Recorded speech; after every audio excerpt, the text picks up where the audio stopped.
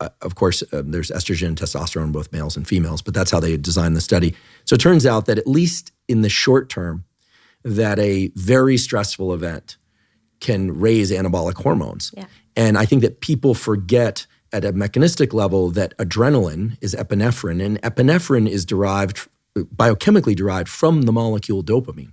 If you look at the pathway and even just Google it and go images, you'll see that adrenaline is made from dopamine. And dopamine and these anabolic hormones have a very close, they're sort of close cousins. They work together in the pituitary and hypothalamus.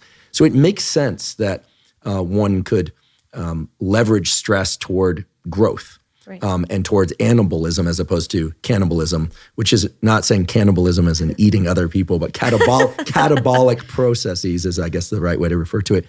But what's, again, remarkable to me is that all of these brain structures that control dopamine, epinephrine, testosterone, and estrogen, they're all thought to be in the subconscious, meaning below our ability to flip a switch and turn them on or off. Right. And yet mindset seem to impact them. So I've all that to say that there's a clear mechanistic basis by which this could all work.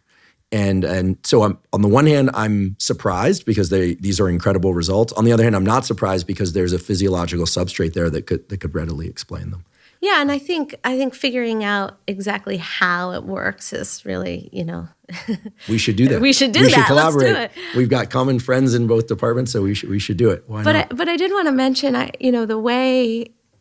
the way I think about mindset, and again, I think we need to study this. I'm not a neuroscientist, so I haven't looked at this, but this is something we could do.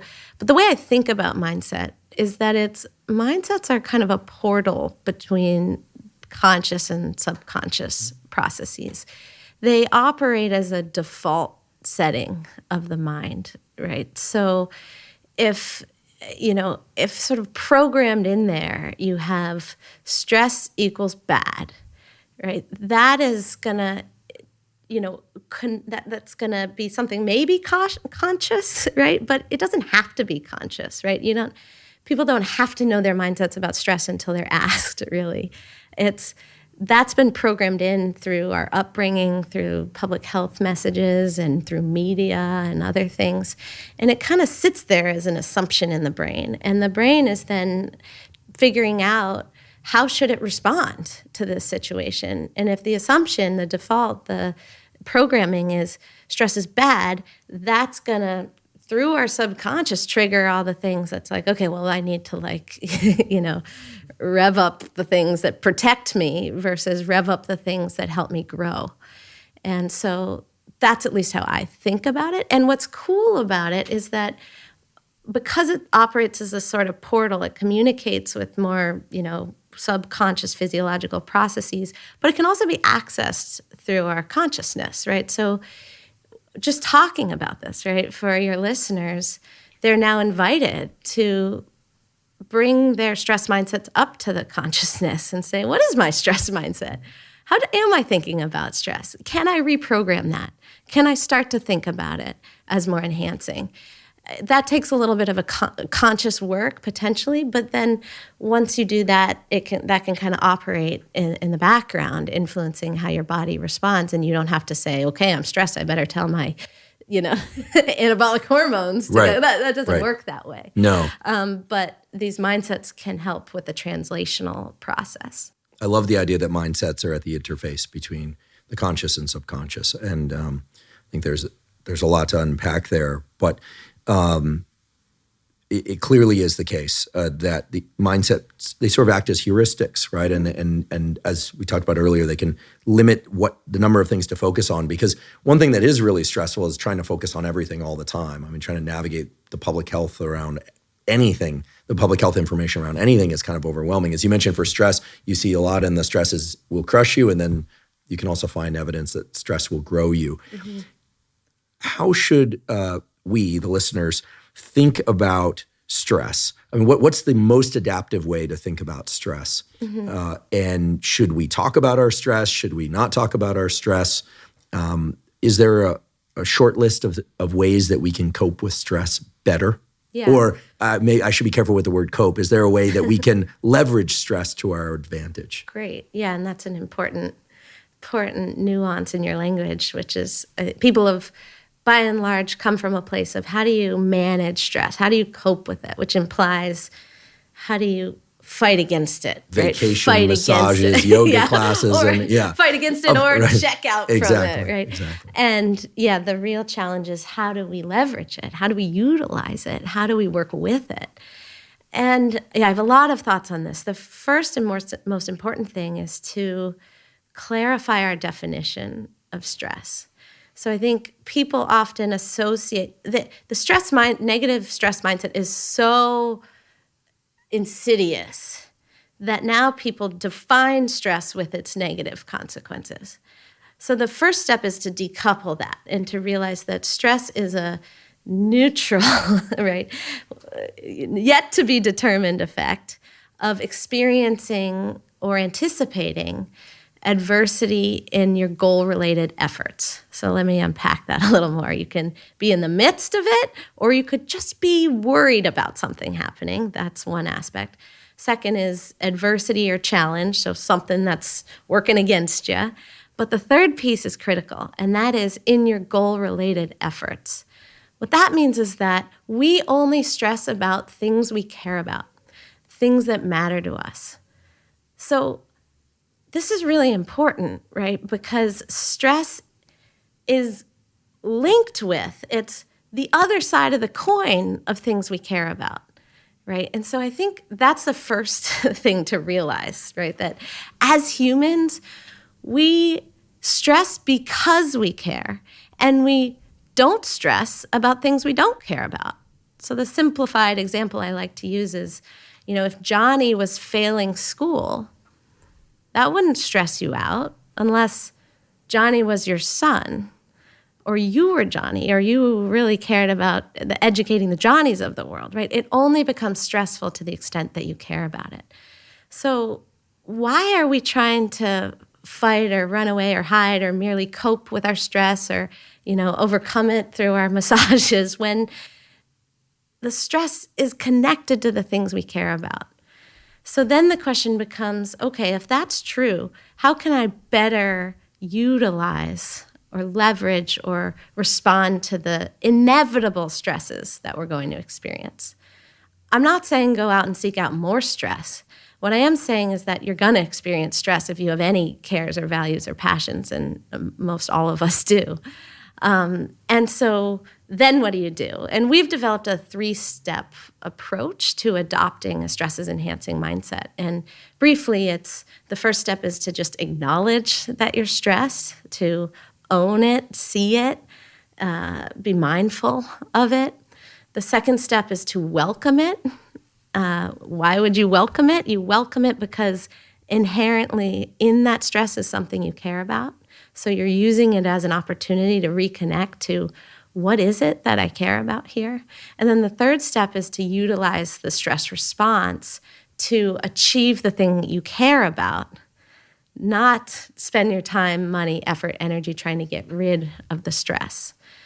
Does that make sense? Makes sense, and I love it. As somebody whose laboratory studies the physiological effects of stress, the effects that impress me the most are, for instance, the narrowing of visual attention, that it then drives a capacity to parse time more finely, which then drives a capacity to process information faster. It's almost like a superpower. Right. And yes, it can feel uncomfortable often, but I love the idea that acknowledging it, embracing it, and then understanding its power and leveraging that power, I think what I like so much about that framework is that the stress response is very generic. Unlike the relaxation response, we don't actually have to train up the stress response. Right. So we all kind of get this as a freebie. And then it sounds like it's a question of what we end up doing with that. Right. And Hans Selye, father of stress, said himself, it's a non-specific response, right? So it occurs, it's what you're doing with it. It's how you're channeling it.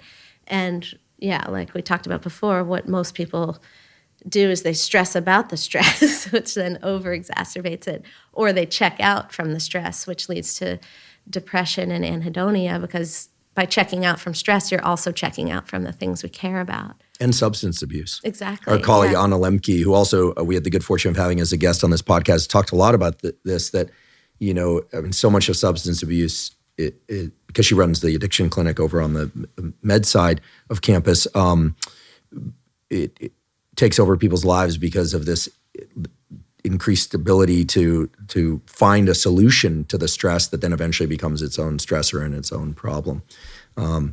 Well, I love that mindset and framework.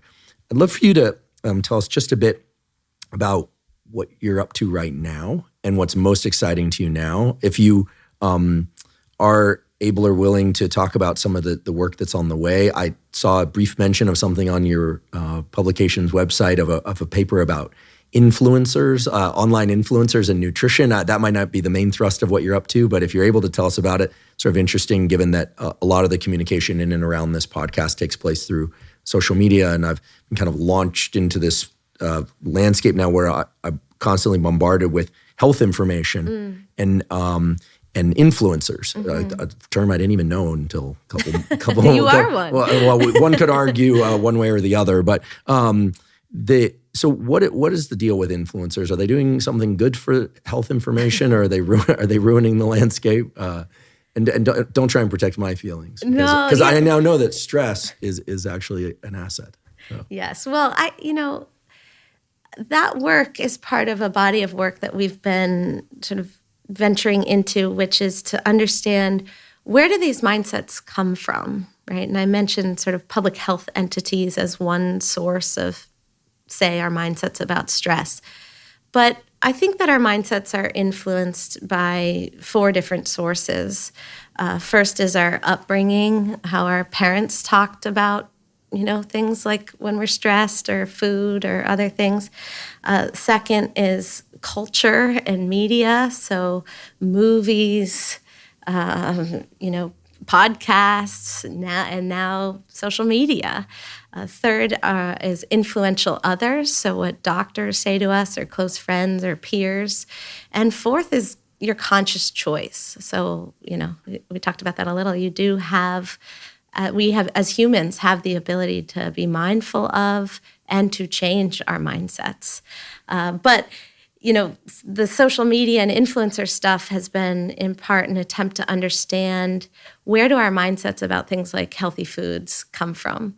And Brad Turnwald, who is a former grad student in my lab, has done a series of really interesting studies on this, showing that, if you rate the nutritional quality of the, top grossing movies in the last 20 years, or you look at the Instagram accounts of all the most influential people on Instagram, you analyze the nutrition content of what they're eating, what he's shown is that, depending on the study, 70 to 90% of those movies or influencers would fail the legal standards for advertising in the UK. So they're putting out their nutrition contents that are, maybe not surprisingly, but undeniably unhealthy.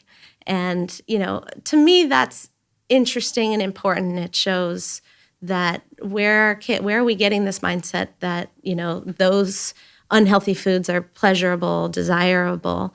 What's maybe even more interesting than that is some of the work that he and others in our lab have done to show that the ways people are talking about the foods they're eating really matter too. So generally what we found is that when people talk about unhealthy foods, they use language that connotes a sense of excitement, fun, sexiness, danger, indulgence, basically anything good and desirable, right? This would be like cookies, cakes, high sugar, really unhealthy. Like truly unhealthy foods. Okay. Or, that's actually the objective, what health means is challenging, but high fat, high sugar. I think there's pretty good agreement now that excessive sugar isn't good. And highly processed. Yeah, highly processed excessive sugar. I think there's general consensus. I'm sure someone will, if you're going to come after anyone, come after me. I'll stand behind that statement. But on the other hand, when people are talking about, if they do, which, healthy foods aren't portrayed in media, they aren't portrayed by influencers, rarely ever. And when they are, they're often talked about with language that conveys a sense of deprivation. It's, it's nutritious, but it's sort of boring. It's bland. It's recovery less tasty. From the holidays, sort of the post-holiday reset, right? Mm-hmm. And this is really important because you're doing all this work and others are doing all this work trying to inform people about what actually is good for them. And meanwhile, there's this, hurricane of other, a force that's telling people, that's seeping into our minds that, sure, those might be good for you, but those foods are not fun or sexy or indulgent or desirable in any way, shape, or form, right? And it's also paid advertising for fast foods and sugary beverages and other things. So it's not surprising that we have this mindset that healthy foods are the less desirable thing to eat because of those cultural and social forces. What our work has just tried to do is to reveal that, quantify it as a way to say, all right, let's maybe be a little bit more mindful about how we talk about healthy foods. And could, if you're a movie producer, can you be a little bit more mindful to showcase healthy and delicious foods and have the characters talk about them in ways that are more appealing? There's a lot of room for people who produce this content to have an impact, not just on, what people do, but what they think about the foods they're eating. It's really interesting. I hadn't thought about it until now, but it makes sense that any food that's packaged and can be sold can be woven into a film or promoted by a celebrity influencer, not a health influencer per se, but a celebrity influencer, because they'll get paid, right? It's part of the ecosystem that allows them an income, and it feeds back on sales to the company. And whereas things that can't be commoditized, it's more difficult, right? It's hard to whoever makes oranges and sells oranges is unlikely to promote oranges in a celebrity post or in a movie, because oranges can be purchased from many sources. There's no identifiable source of oranges as there is with a packaged food, for instance. Yeah, but the interesting thing we found in those studies is that it wasn't driven by promoted content or branded content. There's some of that, certainly, and yeah, all of the promoted and branded content is usually for processed high-sugar foods.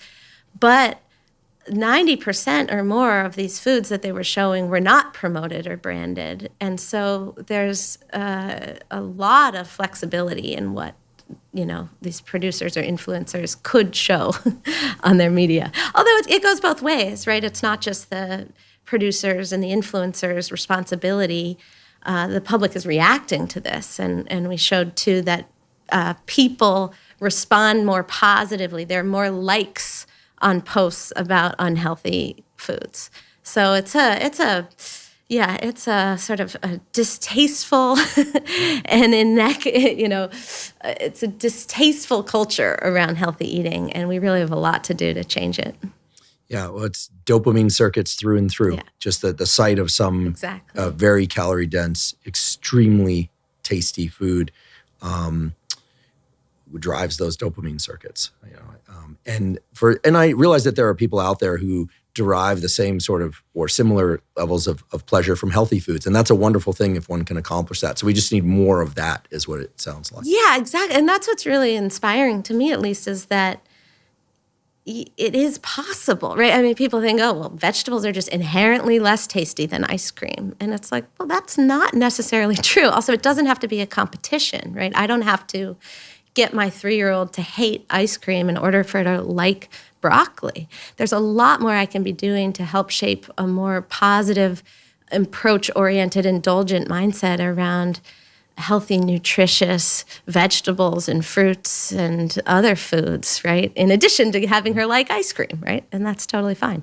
Sounds like a really interesting study. When it's published, please let me know. And I think it was actually released this week. Oh, great. I will be sure to. JAMA Internal Medicine. JAMA Internal. Okay. Great journal. I will definitely talk about it on social media and elsewhere. Sounds very interesting. What else are you up to lately? That's my favorite question to ask any scientist or colleague, by the way, is what are you most excited about lately? What are you up late thinking about and getting up early thinking about? Yeah. So hands down, the thing I'm most excited. Well, I guess there's so many things. The thing that I'm most into right now, we're doing the most work in, is I started by getting inspired by placebo effects in medicine. I did a long stint in placebo or belief-like effects in behavioral health. And now we're moving back into medicine. So I'm really interested in looking at how we can work with active drugs and treatments to make them better and make the experience of them better by instilling different mindsets. So one study we did along those lines, we worked with kids undergoing treatment for food allergies, so allergies to peanuts, for example. This was with Kari Nadeau, who's the head of the Stanford Allergy Center here. She has a great treatment for food allergies. Basically, kids take gradually increasing doses of the thing they're allergic to, like peanuts. And over the course of 6 or 7 months, these kids become, less reactive to peanuts. And the problem with that treatment is it's really difficult because they're having all sorts of negative symptoms and side effects. These kids are getting itchy mouths and upset stomach, they're puking, and it's scary because they're literally eating the thing that they've been told might kill them, right? And what we did in this study was we attempted to improve the experience and outcomes of that by reframing mindsets about the symptoms and the side effects. So as it was being conducted before, the kids were told, look, these side effects are just an unfortunate byproduct of this treatment, and you have to sort of endure them to get through it. But what we found in our conversation with Kari was that the reality of those side effects was not so negative. In fact, they were mechanistically linked to the body learning how to tolerate peanuts or the allergen. And so what we did was we worked within a trial. They were all getting the treatment, but half of them were helped to see this more positive mindsets, that symptoms and side effects from this treatment were a positive signal that the treatment was working and their bodies were getting stronger. And what we found was that that mindset led to reductions in anxiety, fewer symptoms when at the highest doses, and most interestingly of all, they had better outcomes. So based on immune markers that were a sign of the allergic tolerance, those who had this mindset throughout had better outcomes to the treatment. So that's just one example. I think, my goal is really to move us beyond the placebo versus drug, mindset versus behavior, to get to a place where we can blend them together and maximize the benefit of these treatments. So we're doing a lot of studies like that. How can we improve treatment for cancer with different mindsets? We've done some work recently with the COVID-19 vaccine and symptoms and side effects. So that's what I'm really passionate about right now. Incredible. I can't wait to read that study. Is that one out or Yes. On the way? Okay, well then I will also read and communicate with you and then about that study. Who knows, maybe you would come on Instagram and do a little Instagram live Sure. to make sure that I don't screw up the delivery and that we can hear it direct from the person who ran the study. I find this issue of side effects really interesting. I don't take a lot of prescription drugs, but recently I was prescribed a few. And the list of side effects is, it's incredible. I mean, it just goes on and on and on. I realize some of that is legal protections. It's hard for me to believe that they're actually expecting anyone to read those because you need a high-powered microscope to read this print. Is truly fine print. But I did realize that in reading over the side effects that one primes themselves to experience those side effects. And so now I just rip up the side effects thing or the sheet and just throw it away. I just take it as recommended. Do you think it works in the other direction too? Where if an effective medication is supposed to have result A, B, or C, and you are told again and again how effective it is for that treatment, that it could amplify the effect. So in other words, it's strictly a placebo. Right. It's not nocebo, as you described before, but that perhaps at a lower dose, a given medication could have a amplified effect, or at a appropriate dose, if you will, it could have a supraphysiological effect. Has that ever been demonstrated? To some degree. I think where it gets tricky is for a long time people thought the effects of placebos were expectancy-based. So you expect to get a benefit and that benefit occurs. There's certainly some truth to that, but I think the mindset approach is more powerful because it helps us understand the mechanisms, right? So if you just expect that your blood pressure will go down, that, what are the mechanisms through which that expectation would lead to your blood pressure going down? It's hard to even understand that, right? But if you have the mindset that you're in good hands, that this is being taken care of, that this illness is not going to kill you, right? That you're being treated well, then you can start to unpack, the mechanisms through which blood pressure could be relieved. Maybe it's anxiety reduction. Maybe it's changing the sort of anticipation of or the prioritization of what the body needs to focus on. And so I really think that, the work of the future needs to be on getting more sophisticated about what is the mindset that we're instilling when we say something will work or it won't work, and how do we understand the mechanisms through which that changes physiology. So to answer your question, I think that could be true, but it depends on what actually is the mindset you're evoking.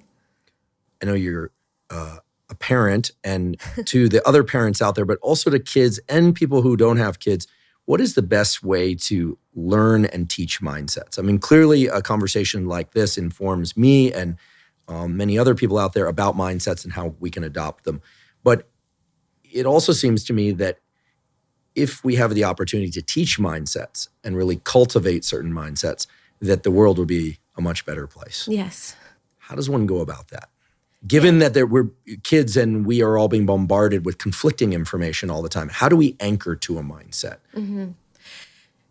Yeah, and you're getting at my other major passion right now, which is what we're calling in our lab meta mindset. I'm working on this with Chris Evans and others, and that is, how do we consciously and deliberately change our mindsets?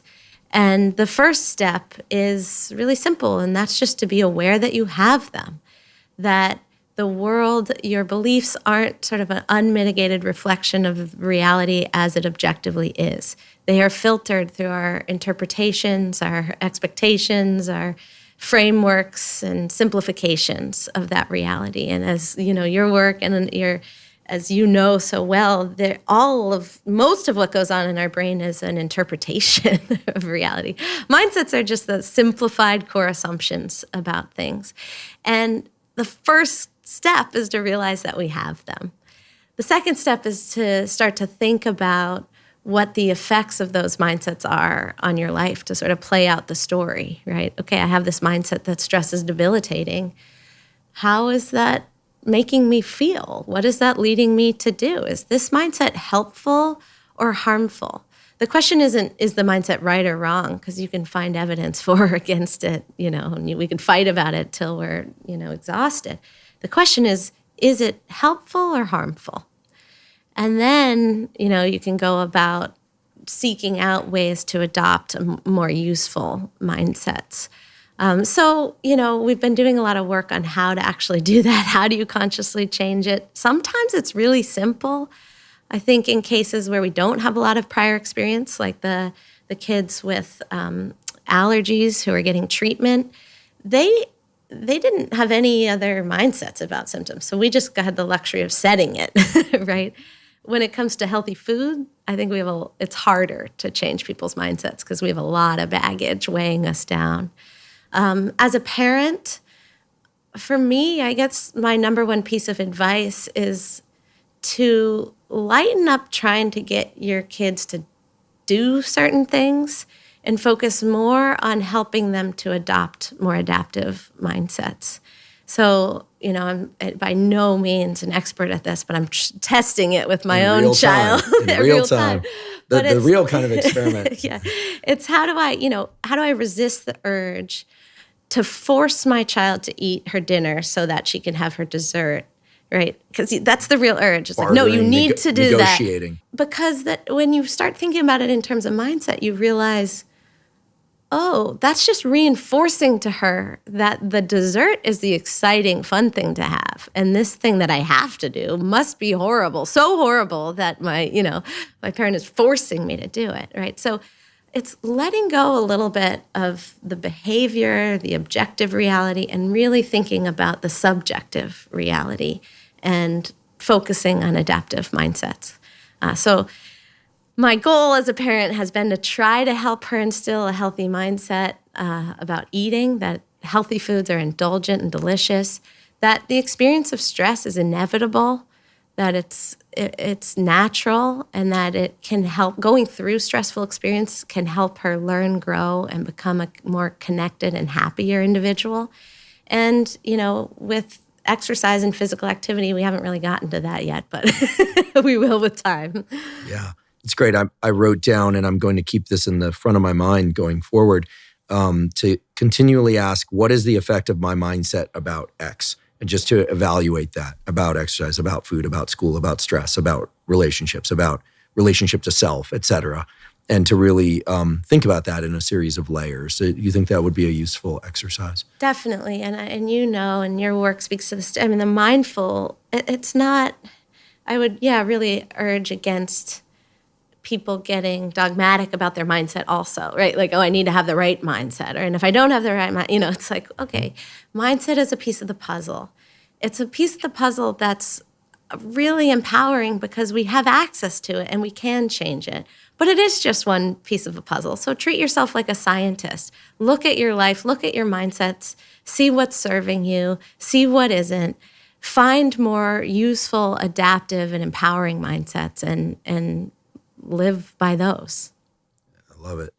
Now, in one version of this kind of discussion, I would have asked the question I'm going to ask next at the beginning, but I'm going to ask it now close to the end, which is, you're a unique constellation of accomplishments and attributes, and I only know a subset of them, of course, because today's the first time that we've met in person, even though I've known your work for a long time and we're colleagues across campus.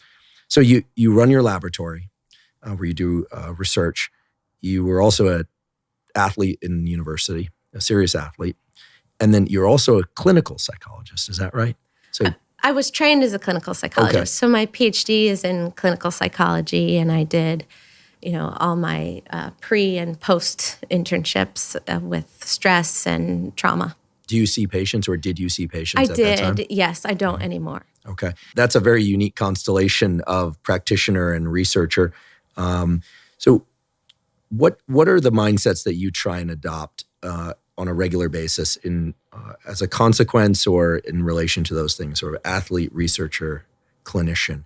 For yourself, as you move through life, do you have an overarching mindset that all challenge is good? Or do you have any kind of central mindsets that help you navigate through, it has to be a pretty complex set of daily routines given everything that you juggle. But I think that people like you are unique in that you have the inside knowledge of how this stuff works, and you've also existed in these different domains. And I know a lot of listeners have a more athletic slant to their life, or a more cognitive, or some are raising kids, or some people are just are doing any number of things. So this is where I think it would be useful for people to hear kind of what do you do? This is what I'm asking. Yeah, well, it's certainly true in my case that research is me search. Right? That everything that I study as an intellectual has come from my own experience or my own failings, right? And when I was, really intensely exercising and training, those were the questions I asked. When I was dealing with eating and, concerns about my weight, those were the questions I asked. When I was stressed about my dissertation, I decided to do my dissertation on stress, right? Now I think we're in the midst of a global pandemic. It's, how can our mindsets be useful here? So I don't think there's a obvious answer to your question, other than the guiding light for me has been an undercurrent of understanding that our mindsets matter. I think I got that very clearly and deeply as a child, both through my experiences as an athlete. I know many of your listeners are athletes. Any athlete knows that you can be the same physical being from one day to the next, one moment to the next, and perform completely differently just depending on what you're thinking. I was a gymnast growing up, and if you can't visualize, if you can't see something in your mind, then you have no chance when you get up there on the balance beam, right? And my father was a martial artist, a teacher of meditation. So this kind of mind-body work was baked into me from an early age. And I think what I've done recently is to try to understand it scientifically, and more importantly, to figure out how can we do better with this, right? How can we, we're all talking about AI taking over the world and technology this and all, personalized medicine that, and it's like we have done so little, relatively so little, with the human resource, our human brains, that the potential for which is so great, and we've done almost nothing. Take the placebo effect. We know a lot about what it is. We've done almost nothing to leverage that.